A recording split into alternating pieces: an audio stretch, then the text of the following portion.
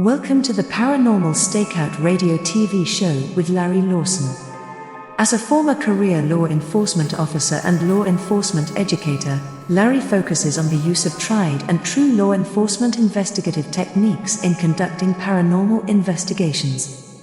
Despite his experience and training, Larry also keeps an open mind to discussions on topics that deal with evidence that are not quite as physical in nature. Paranormal Stakeout guests are professionals in the field of the paranormal and parapsychology, conducting the investigations and research needed to further the cause of paranormal study. Larry advocates an agenda of standardization of structure and training in the field of paranormal investigation and research for the purpose of one day being able to produce the evidence needed to convince a jury of the existence of the paranormal. Whether it is ghosts, UFOs, unsolved mysteries, hauntings or cryptids, no topic is beyond the investigative reach of Larry Lawson and the Paranormal Stakeout radio TV show team. Now, here is the host of the Paranormal Stakeout radio TV show, Larry Lawson.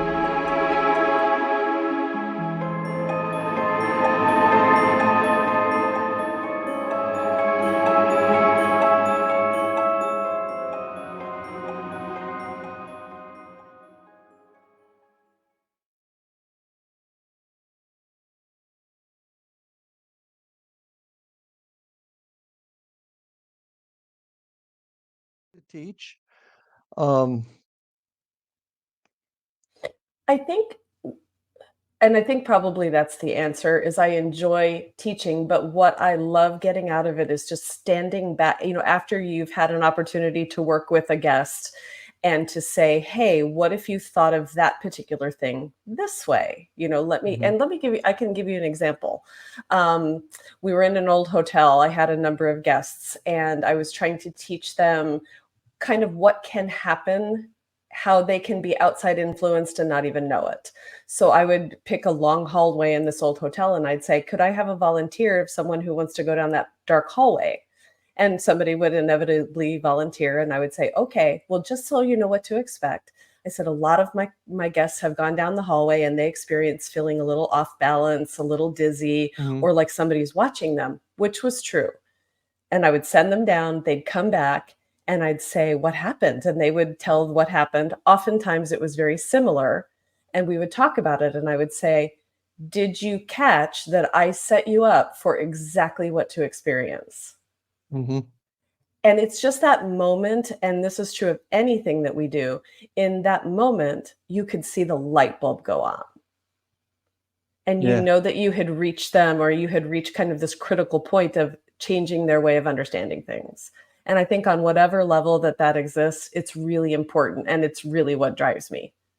And that's something we're going to talk about a little bit more, teaching and helping to expand the field. But we're about ready to take our first break. So folks, stay with us. I'm with SHERRI COX, owner of Doodlebug Dowsing and a member of the Florida Bureau of Paranormal Investigation. We'll be back right after these messages.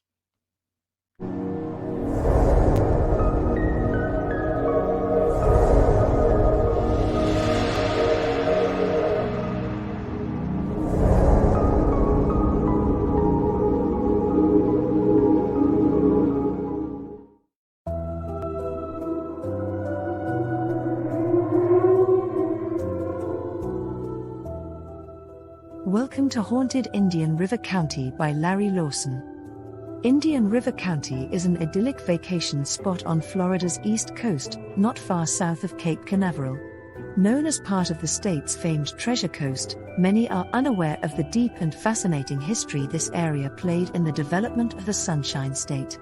Also lost among its visitors and residents are the chilling stories of the hauntings that accompany this rich history. It is here that a man named Waldo still looks after his family and properties, 6 decades after his death.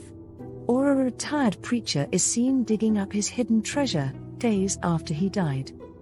Larry Lawson spent more than 40 years in the law enforcement and criminal justice education profession. He holds a Bachelor of Science degree from Nova Southeastern University and a master's degree in public administration from Troy State University. He serves on the board of directors of the Indian River County Historical Society, is the director of the Florida Bureau of Paranormal Investigation, and is the owner of Indian River Hauntings, LLC, where he provides historical and paranormal tours and events. He has been actively researching the history and paranormal legends of the Treasure Coast of Florida since 2010. Larry is currently the host of Paranormal Stakeout radio TV show on the Exozone Broadcast Network and the past host of Encounters with the Other Side on WPSL Radio in Fort Pierce, Florida. Pre-order your copy of Haunted Indian River County by Larry Lawson on Amazon.com today.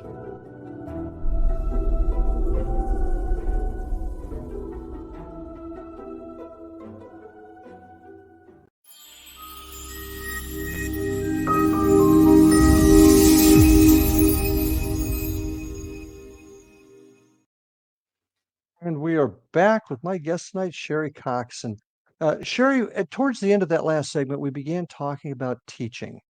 And we also talked a little bit about the influence the media has had. So we'll start off with that. What do you think the media has done with the interest and where the paranormal field is now, to include how has that affected tours such as you were involved with at American Ghost Adventures? Kind of a long question, but It's okay. I think just because, being with American Ghost Adventures and then joining you in 2011, so much has happened during that time. I mean, when I first got interested in all of this, there was very little to watch and to take in. I mean, I think we were still watching the UK's Most Haunted. Not, is it Most Haunted? Yeah, with yeah, Yvette and all of that, where they were yeah, like, through Daryl McCoy, something, yeah, and yeah. that was wonderful. And I just remembered enjoying that so much, but they were kind of the only game out there until Ghost Hunter started. Mhm. And I think it's changed so much. And I think it's interesting because kind of what I see sometimes and continue to see is it makes a lot of armchair paranormal investigators. Okay. So I think in some way the media has been really terrific in helping mainstream this and helping people develop an understanding of what it is that we do and what's out there and what's possible. So I think that's interesting because it's helping, create a new generation or a new group of people that have this interest and are willing to kind of expand their minds a little bit. But at the Mhm. same time, I think we have to be super careful because not everyone's doing it for the right reasons and in the right way. And Mhm. sometimes because that's a little more exciting to watch, that's what sticks. Well, And what so do you I mean think by go go ahead, ahead. finish, Oh, no, I was going to what do you say, mean so by that's what what do you sticks, but yeah. What do you mean by doing it the right way? That's an interesting concept because there's nothing out there that says this is the proper way, this is the improper way. So what do yeah, you mean by the right way? I think what I mean, and I'm not saying, that there's a right and a wrong way to investigate. That's certainly very personal and open for interpretation. But I think um, there's a lot of content out there that how do I put this in the right way? There's a lot of content out there that is it presents itself as being for show. And Mhm. it's not about, trying to be scientific. It's not about trying to be ethical. It's not trying to go about investigations for the purposes of research and understanding. It's for entertainment purposes. So I guess you can't say that it's the right or the wrong way. It's just not what I believe is the correct way. So I think you have a lot of people who will watch something on TV or online on YouTube and then decide to go into their own venue and conjure something up, and they'll yell and scream and demand things because that's what's being modeled to them. And I just think we Mhm. have to be really careful and just take responsibility that we're going about it in an ethical way, I guess you could say, rather than right and wrong. And I would agree with you. Certainly, the TV shows have gotten, like you said, a lot more people interested, but it does allow folks to go out there and let's face it. And there's a term I used: paranormal thrill seekers. They want to go Yeah, out to just basically hear the bump in the night, maybe the EVP on the recorder, and but that's they okay. don't. Yeah, exactly. Yeah. There's room for everyone, but there's also got to be the actual research. But also, does it open the door to folks that want to are only doing it for their 15 minutes of fame, or maybe even a more nefarious reason to perhaps con somebody Oh, I for. think you could say that about any industry. Absolutely. There's Mhm, always going to be those people that want to take advantage. I think it's mhm. absolutely out there. And I think too, a lot what I like to see is, especially a lot of the shows that are on TV right now, really do take responsibility. I think they understand that they have a lot of followers, they have people that look up to them, that will be modeling them, and they do take the time to communicate, and they'll say, hey, what you're seeing here, we want to make sure that you understand that you don't just walk into a Mm, venue without permission, and that you yeah, have to work very hard to do the right thing when you're out there trying to do it. And I think the groups that do that are super successful. And I think there's a responsibility for all of us, no matter how we're going mhm. about it, that we are realizing that there are people that don't understand or are new or whatever it is that are watching, and they're going to do what we're doing. And so I think Yes. Now, it's like anything else, like with great power comes great responsibility. I think you kind of look at that in the same way. So in a lot of other fields, and you're right, wherever there's people involved, you're going to have people doing the wrong thing or doing something for absolutely. their own benefit. Yep.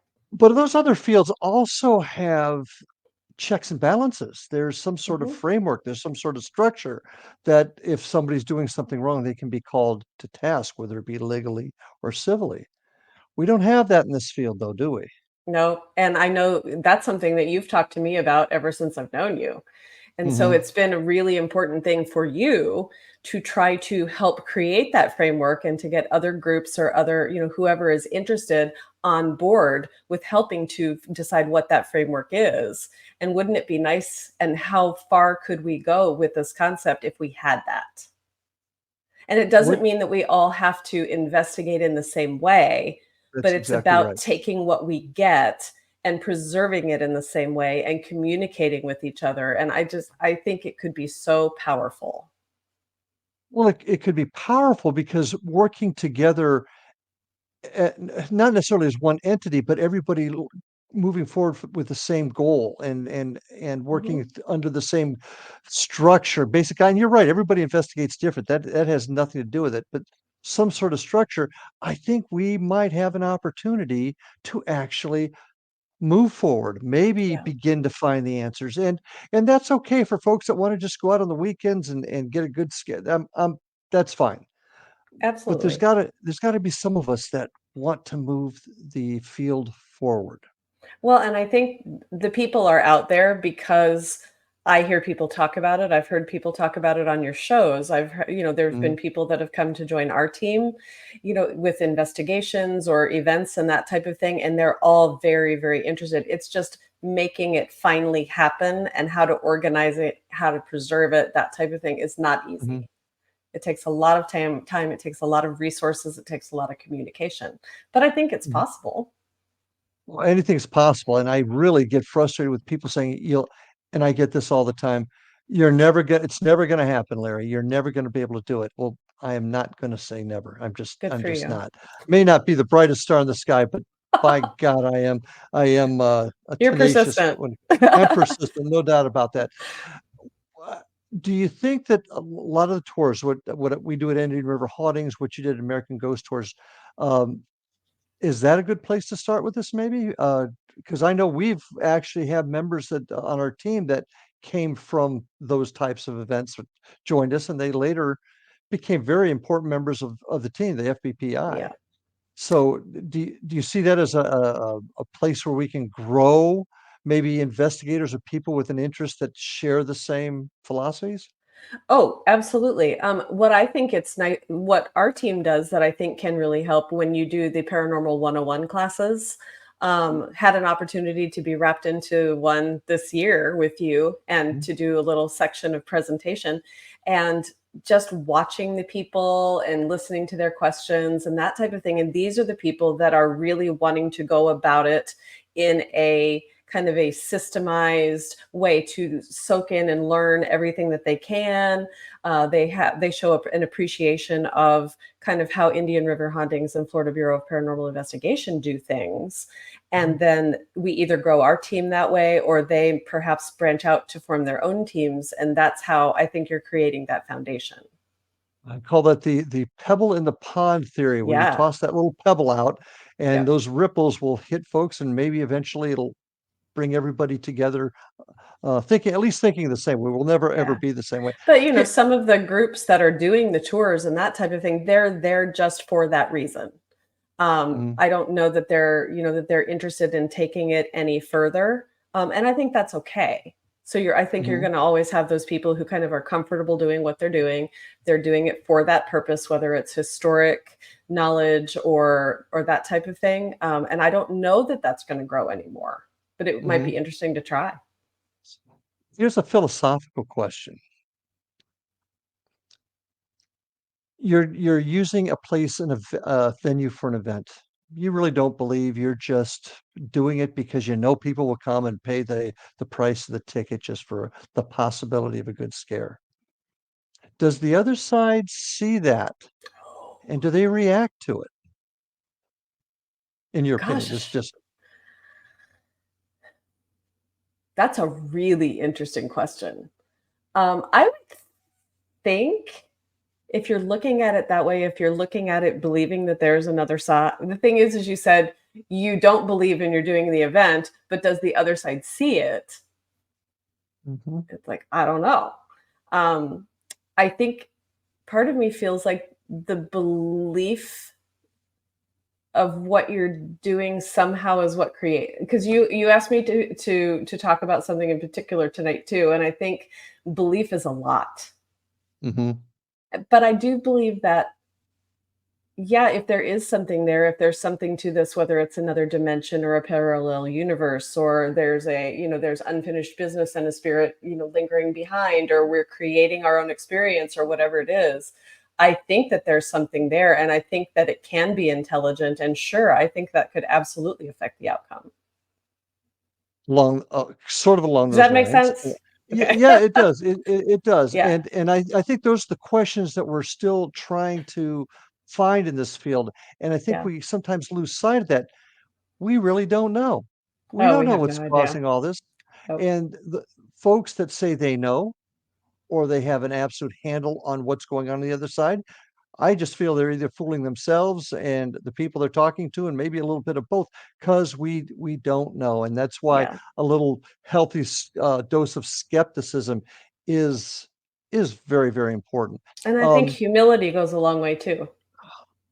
yeah, that's something that's lacking sometimes, isn't the humility in Sometimes, it? yeah, yeah, And I've seen it at events where people are chastised. They'll bring in evidence, and they'll present it to somebody that they would consider to be an expert, and they're chastised for it yeah. because that's not, instead of talking about it, discussing it and finding out Mhm. how that person saw it and how they perceived it, it's just, I mean, we have we that happen frequently. We'll have somebody come to an event, and usually it appears in the form of a picture or a video on someone's phone, Mhm, and they're mhm, very excited about whatever it is that they captured, and they are insistent upon what it is. They have it yeah, figured out, and then they ask you what you think. And I think it's so important in that moment, because that's when the teaching starts. yes. And this person is excited. There's potential there for someone to be, kind of a lifelong lover of this type of thing. And what you do and how you respond in that moment is everything. And I think it's all about meeting people where they are at Coaching that and everything. moment. We're gonna talk a little bit about that when we get back Right. after this break. So folks, stay with us. I have Sherri Cox from Doodlebug Dowsing and the Florida Bureau of Paranormal Investigation with us. Be right back after these messages.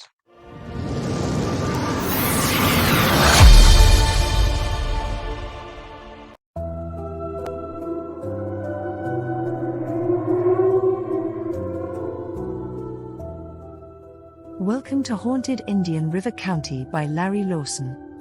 Indian River County is an idyllic vacation spot on Florida's east coast, not far south of Cape Canaveral.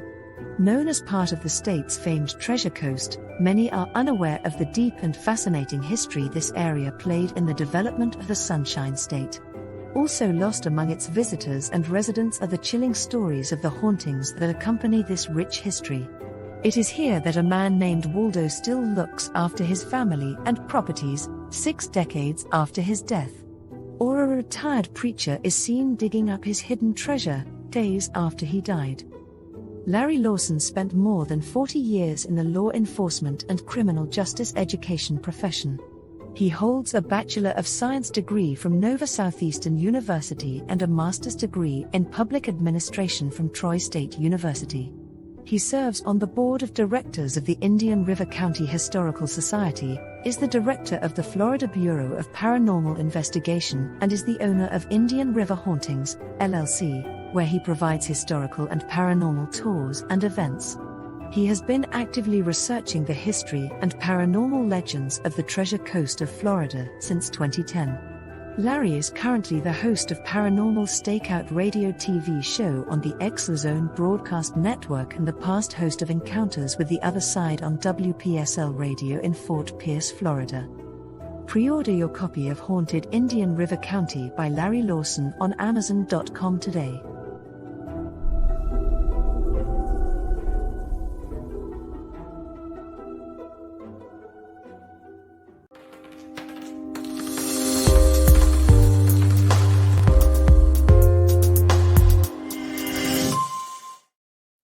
And welcome back to Paranormal Stakeout with my guest tonight, Sherri Cox. Sherri, it's really been a pleasure chatting with you here. And I think you brought up some very, very important things that don't get discussed enough in the field, and that's teaching, and that's helping people understand.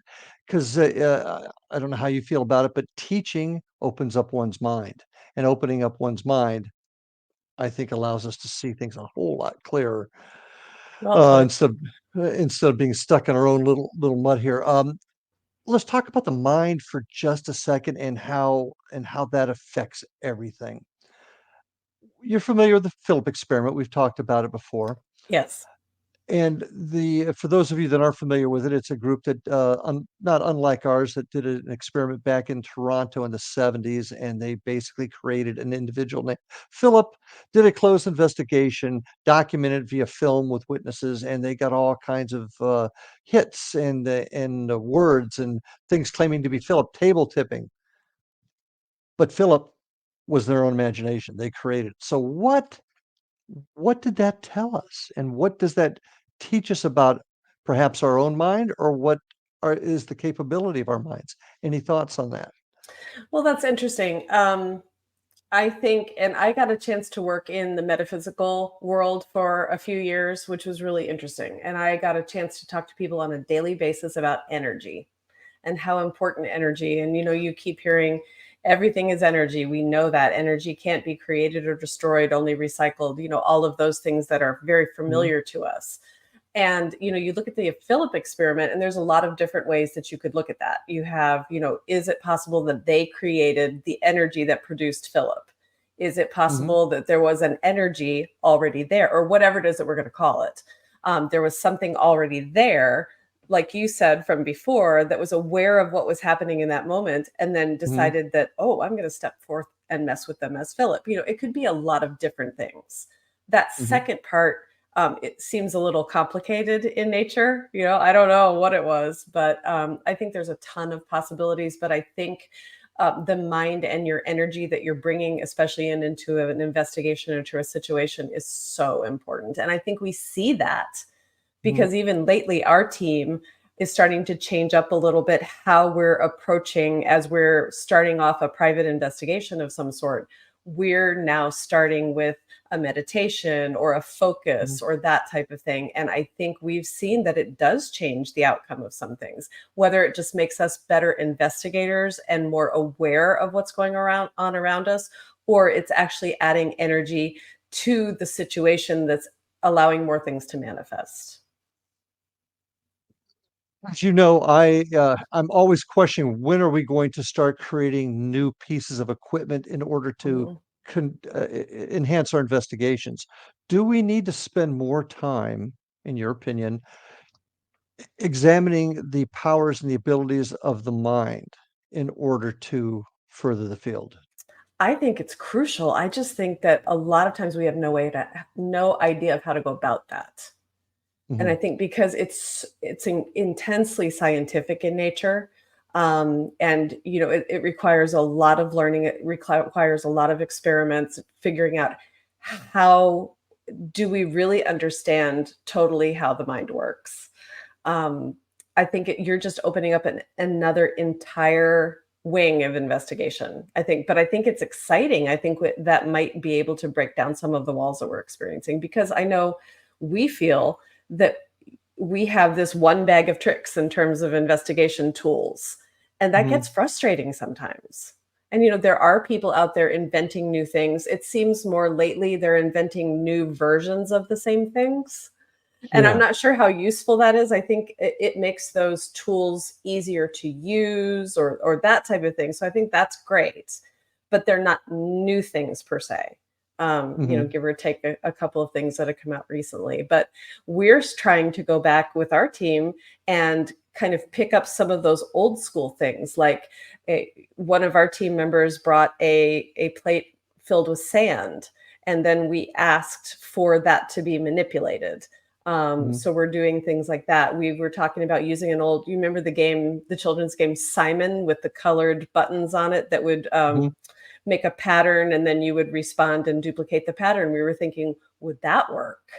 That's a tactile thing that could work. So I think we're kind of trying to think out of the box, even though the tools are old. And until we can figure out some new tools and some new ways to do things, we're gonna be stuck. We've got to move forward. I Yeah. wish I was smart enough to create some of those, new tools, and And I maybe wish there's that sometimes it takes a lot of those tools are created by people who, have a really good investment in engineering and science and technology and that type of thing. And I think sometimes those are the people that don't really get what we're doing. so And I think that can be hard. how do we get them to get what we're doing?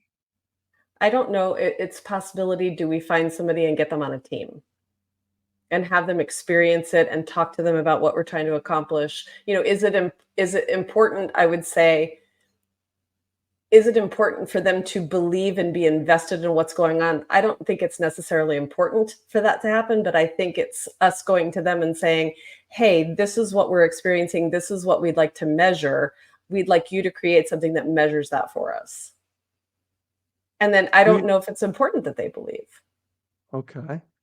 I don't know. Do you think we're any closer now, not just the engineering side, but even the scientific side, are we any closer now than we were 20 years ago to begin to move what this field is out of the pseudoscience into the more science realm with the assistance of scientists, neurologists, engineers? Are we any closer?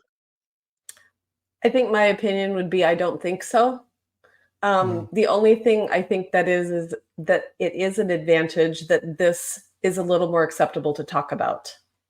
Than it was I 20 can years have ago. Mhm. yeah, yeah, and I think it feels like that's all the farther that we've gotten. Now, certainly, I'm not an expert in this field. I have my limited experiences with these two teams. I do a lot of reading. I do a lot of research, that type of thing.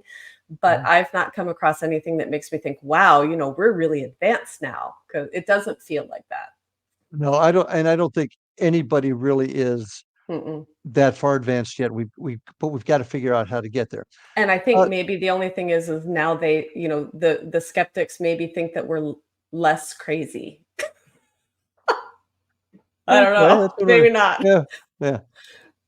So, kind of changing the subject just a little bit here. We've talked Sure. a lot about evidence and the mind. What does Sherry Cox think ghosts are? What is your philosophy as to what it is on the other side? After having done this for what, 13, 14, 15 years now, and the different experiences that I've had, I think what my mind starts to do is start to believe that what we're experiencing has a lot more to do with our energy than anything else. I'm less likely to feel that there is a spirit of an old woman who has unfinished business, and so she's staying in this house, and this is who we're communicating with, or Okay. that type of thing. And I feel like somehow it's us, and I can't explain that. Like, I can't say scientifically, well, it's because, the human psyche and and human energy, or whatever it is that we're putting out there, how it creates it, I don't know.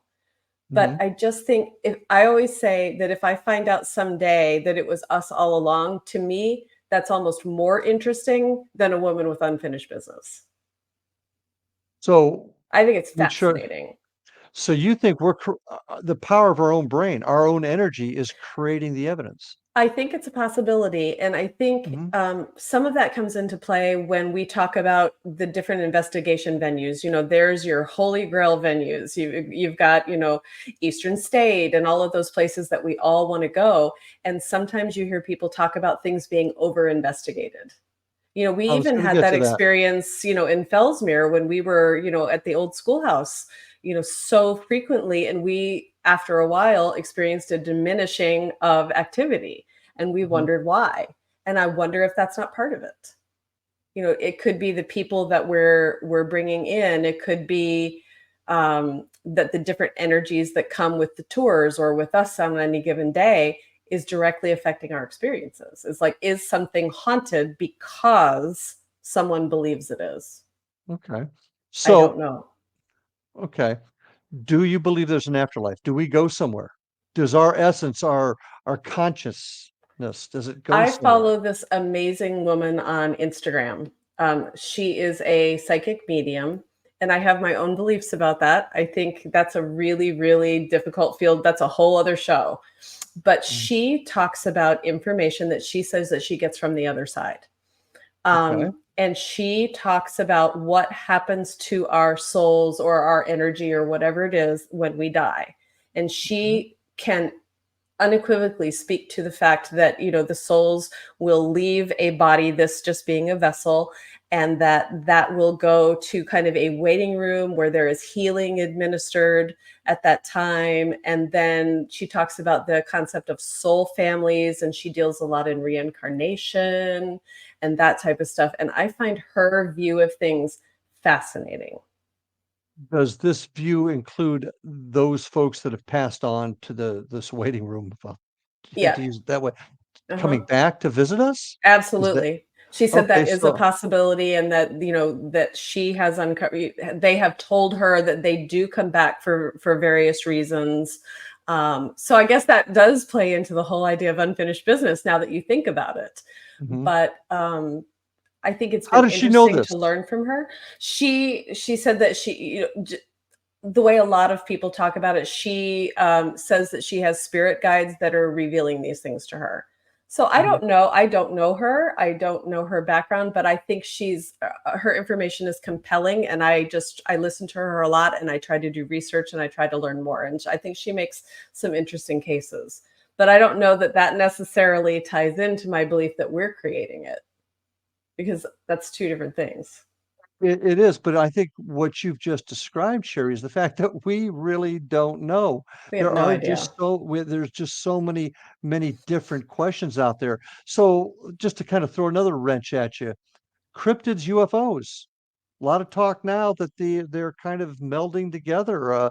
That Hmm. this is a dimensional issue, and Yeah. ghosts, cryptids, and UFOs are all dimensional. Here, in about 30 seconds, there, can you give me your thoughts Yeah, on you that? had a fantastic on one of your shows years ago, you had a fantastic guest, and he was a scientist from California. And I Mhm. vividly remember him saying he believes that seeing Bigfoot is looking into the past, and seeing UFOs is looking into the future. And it's, parallel universes that are doing this from time to time. There's I that dimension thing, keeps cropping up. That But gives with me that, we goosebumps. Yeah. it does. And once again, solidifies the belief that we just don't know yet. There's still Yeah. so many questions. And we're going to try and answer a few more right after this break, folks. So stay with us on Paranormal Stakeout. Be right.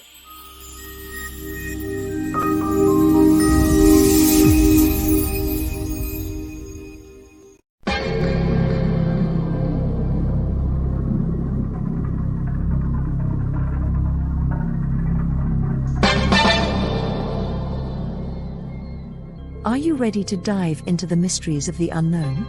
Tune into the electrifying X-Zone radio TV show hosted by the one and only Rob McConnell. I'm Rob McConnell, and get ready for a mind-bending journey through the unexplained phenomenon that surrounds us all. From UFO encounters to cryptids, ghosts, and everything in between, we've got it covered here in the X-Zone.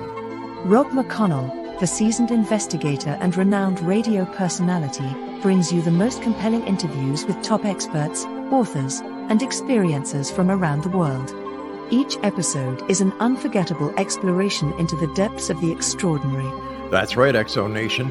Join me every week as we open the door to the supernatural and explore the strange and amazing stories that will leave you questioning everything you thought you knew. And it's not just radio anymore.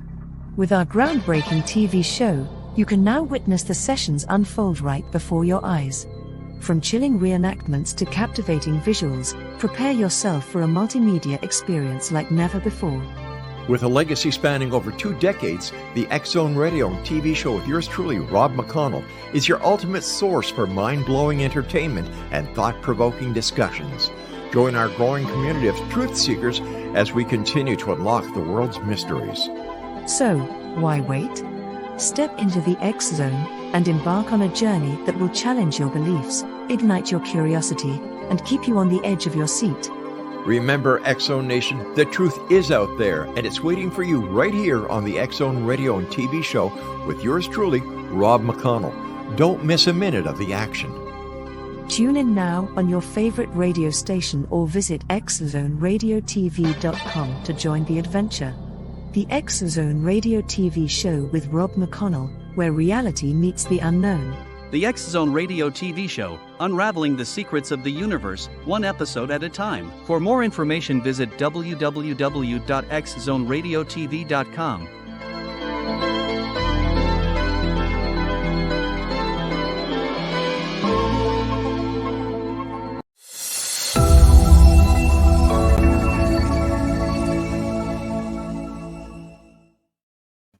And we are back on Paranormal Stakeout. My guest tonight, Sherri Cox. And I want to make a couple of quick announcements here. If you want to find out more about the Florida Bureau of Paranormal Investigation and Indian River Hauntings, check us out at paranormalfbi.com or indianriverhauntings.com.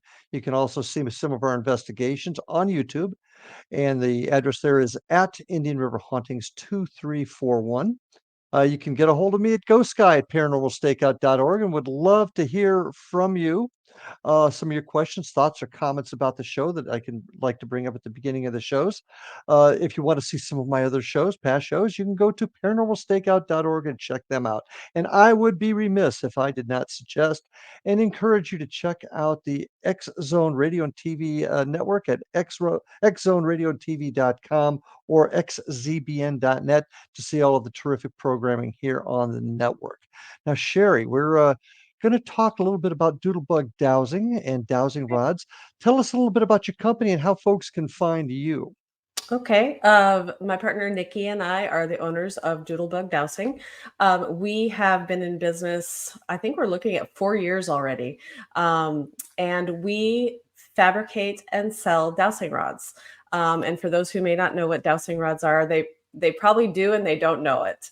Exactly. A lot of people, if you talk to them in the manner of saying, if you think back to grandparents or great grandparents who may have had land, and at the time there was not the technology that we have now, and they would use a forked stick, often willow, and they would walk the land, and as they passed over underground water, that stick would snap to attention to indicate underground water flow. And so that was kind of an example of dowsing. It's hundreds, if not thousands of years old. And so over time, there have been a lot of different types of businesses and that have used that. There are current well drilling companies that will still use them. There are people that are, linemen that deal with underground electricity. There's energy healers. We use them in the paranormal field. The ones that we create and provide are actually L rods. I have some right here. So basically it's 2 rods made out of brass, and they have little safety tips on them. And you'll see that there are actually, there's a handle that causes the brass to be able to spin freely so they are less influenced by your hands. Mhm. So we've been doing this about 4 years now. We have a website. It's doodlebugdowsing.com. You can buy from us directly. We also have some great little bags that accompany them that we call doodle bags. Good, And that's good. oh, right. We do go to paranormal events from time to time and have a table there. We often will have them at the Indian River hauntings events for sale. Larry will often use them with his guests on tours if people would like to Absolutely. experience them directly or with the different events that we do.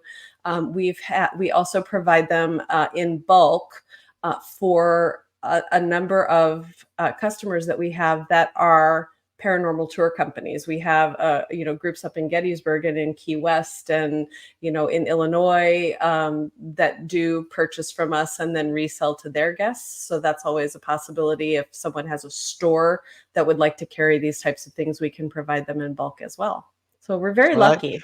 Yeah, and I'll be honest with you, on some of our tours, I've had a number of times people that were professional well diggers say that they still use the dowsing rods. Yeah. I even had an electrician one time tell me he uses them to find wires and walls. So obviously they still work. Now, one question I want to ask you before we get into how they work or what your beliefs are on how they work. Does material matter? Do you have to have a specific material for it to A work? lot of people believe that they should be copper. That Mhm. seems to be the general opinion, that if they're not copper, they don't work. I think, in my opinion, that's been disproven. I think it can be because of what we believe is happening when we douse. I'm not certain that it matters because I think we have shown that it doesn't. It came like, going back hundreds of years, they were using wooden sticks. You Mhm. can use coat hangers. A lot of people will fabricate their own rods just by bending a set of coat hangers. Ours are brass and certainly have proven to work. And they don't work because they're our dowsing rods. They're proof, they work because of the work being done by the holder of the dowsing rods. Okay. So yeah, I don't believe it needs to be something specific. So let's talk about how they work. Okay, I'm holding them in my hands. I can manipulate those to make them say whatever I want to say. Yeah, you totally can. Okay. How do we use them? How do you use them? Yeah. Um, the way I've had some interesting conversations with people who use dowsing rods frequently, most of them in the paranormal community. And I'll always say, I'll watch them use them. It's a very personal thing about how you go about it and kind of where you go energetically when you use them. And I'll watch them and I'll say, tell me what you think is happening when you use these rods. And I've had people say, I believe that energy or the spirit or whatever it is that they're communing with is physically moving the rods. It's like, okay, it's a good opinion. My Mhm. opinion is it taps back into the energy that we were talking about earlier. If you Mhm. go back hundreds of years to using the forked stick for underground water, water underground has frequency, and it has Vibration. yep, all of those things. And we, as energetic vessels, have the ability to tap into this. So these simply become a tool for expressing that energy that we are sensing, the frequency and all of that. So for it being a tool for communication, you think, or healing, that type of thing, you think about it the same way you think about a pendulum. Mhm. Okay, and And then? does that make sense? Yeah, explain a bit further for Okay. So the idea of someone using a pendulum is there's something that's called the ideomotor effect. And that's something about the human body where there are small, little, imperceptible movements that happen to us all the time that we're unaware of.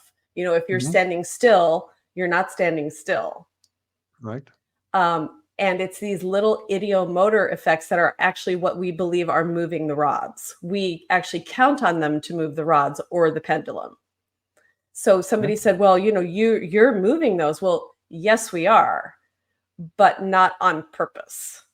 So we are kind of attuning ourselves energetically into whatever it is that we're trying to douse, whether that's hidden treasure or information, questions, or a spirit or another energy that we're trying to talk to, or someone is using it to diagnose a blockage in chakras when you use it in energy healing, or we're trying to determine if there are underground burials that type of thing. Or you go back to one of our investigations, and I was walking the land out in the back of one of our investigation locations, and I would walk and I would get these hits, and I didn't know why I was getting them. And then finally I went to our host and I said, "Do you have a backyard sprinkler system?"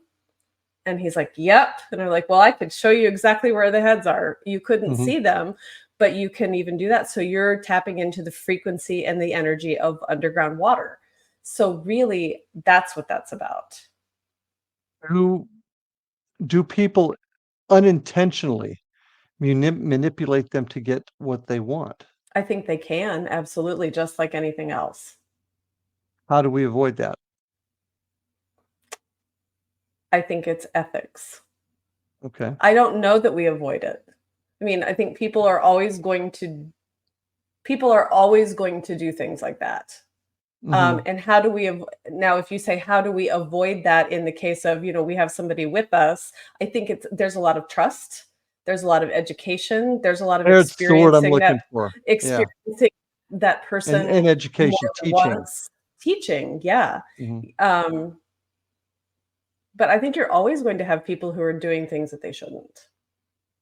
And that's where education ethics comes into play, and it goes Yeah. back to what we talked about earlier is bringing people into the fold and teaching them, and I'm gonna use your term, the right way, but the right way simply is nothing more than being the honest way and doing the best you Yeah. can and learning about it. Now, during an investigation, absolute proof positive when those rods move, there's a spirit there, right? No, I don't think Oh, so. okay. Okay. No, I think dowsing rods are important because they're subjective. They can't record, we can't go back, we can record video of someone doing a dowsing rod session.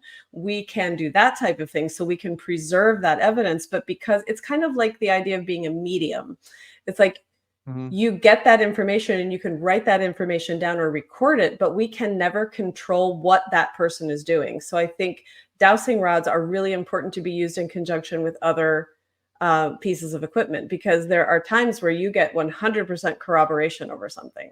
And And that that's makes it a happened. little more interesting. So I think it just adds dowsing rods or pendulums or that type of thing, just adds another level to what you're doing in terms of investigation. I don't think it's ever for certain. And a lot of people, that's one thing we try to teach people, is that it by itself is not Mm-mm. proof positive of the other side. Now, I recall one investigation where we actually had the rods move, and we have cameras on all the time. Whenever we use them, we Yeah. are filming. And actually, I remember this one time the rods moved, and basically said that they were moving them themselves. Actually, if I'm not mistaken, that whatever was there said they were moving themselves, which I found very interesting. Yeah. Uh, But but we don't know. does that mean physically or does that mean energetically? And I don't know that we got an answer to that. No, I don't know that we did either, and I don't Yeah. know that at this point we ever will.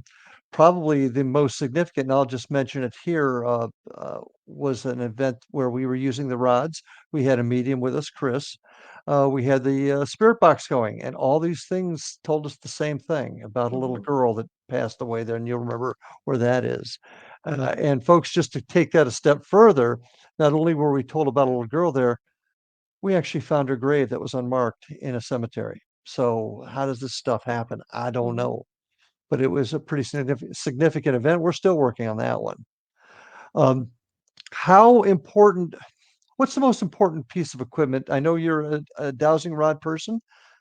What do you think is the most significant piece of equipment we have out there today? Our brains.